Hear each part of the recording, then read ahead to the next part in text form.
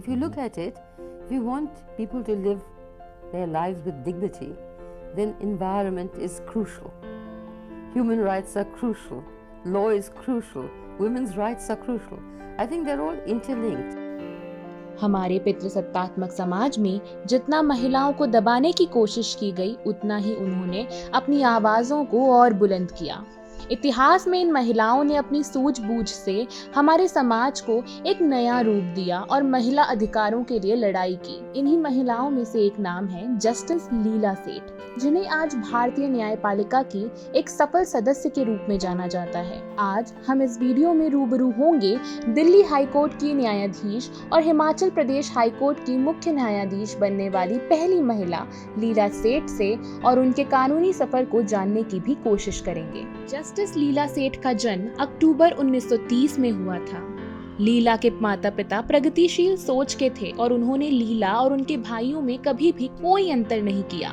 उन्होंने अपने तीनों बच्चों को समानता के मूल्यों को अपनाने के लिए प्रोत्साहित किया। महज 11 साल की उम्र में अपने पिता को खोने के बाद उनकी मां ने पैसों की कमी के बावजूद लीला को दार्जिलिंग के लोरेटो कॉन्वेंट स्कूल में पढ़ाया। स्कूली पढ़ाई खत्म होने के बाद लीला ने कोलकाता में स्टेनोग्राफर के रूप में काम करना शुरू किया। लीला ने अपनी शादी के बाद लंदन में आगे की पढ़ाई करने का फैसला किया। उस समय वो एक बच्चे की मां बन चुकी थी। लीला लंदन बार परीक्षा में टॉप करने वाली पहली महिला थी। कुछ समय बाद वे भारत लौट आईं। उन्हें यहाँ सिविल सेवाओं की परीक्षा में सफलता मिली, जिसके बाद उन्हें IAS अधिकारी के रूप में चुना गया। हालांकि कानून में करियर बनाने के बाद उन्होंने पटना में वकालत शुरू कर दी थी। उन्होंने अपने करियर की शुरुआत में वरिष्ठ वकील सचिन चौधरी के अधीन काम किया, फिर 10 सालों तक पटना हाईकोर्ट में काम किया। शुरू में उन्हें हाईकोर्ट में ज्यादा काम नहीं मिलता था, क्योंकि ज्यादातर पुरुष उन्हें देखकर आश्चर्यचकित रह जाते थे। लीला को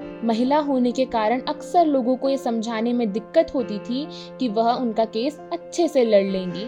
इन धारणाओं और पूर्वाग्रह के कारण उन्हें कई समस्याओं का सामना करना पड़ता था। उनके जीवन में एक महत्वपूर्ण मोड़ आया जब लीला को एक बलात्कार के मामले में अदालत में एकमात्र दूसरी महिला वकील के खिलाफ जाना पड़ा। पहले तो वो इस केस को लेकर काफी डरी हुई थी, लेकिन आखिरकार उन्होंने सर्वाइवर के पक्ष में इस केस को जीत लिया। पटना में 10 साल तक वकालत करने के बाद उन्होंने 1972 में दिल्ली हाईकोर्ट में काम करने का फैसला किया।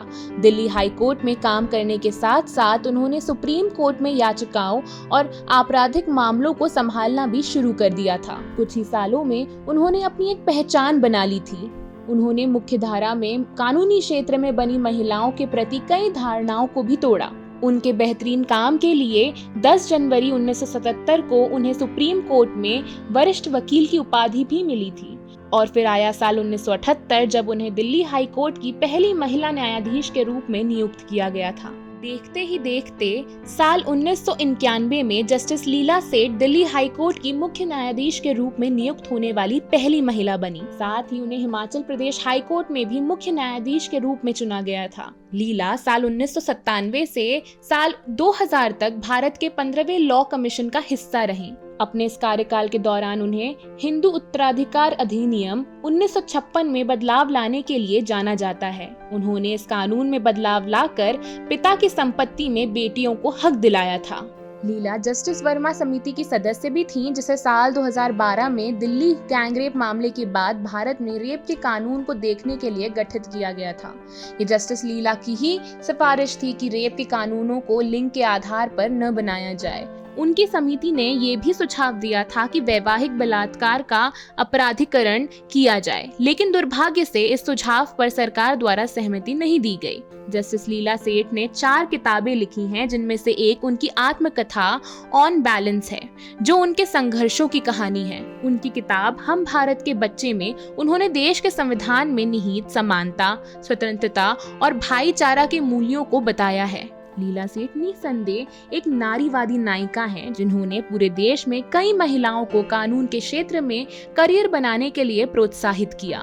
5 मई 2017 को लीला सेठ ने 86 साल की उम्र में इस दुनिया को अलविदा कह दिया। लीला सेठ कभी भी अल्पसंख्यकों के अधिकारों के लिए बोलने से नहीं कतराईं। उन्होंने यौन हिंसा और संपत्ति से जुड़े कानूनों को भी बदलने में योगदान दिया। In India, with a very patriarchal society, changing attitudes and changing mindsets is extremely difficult. And it's a slow process, but we need to fast forward it.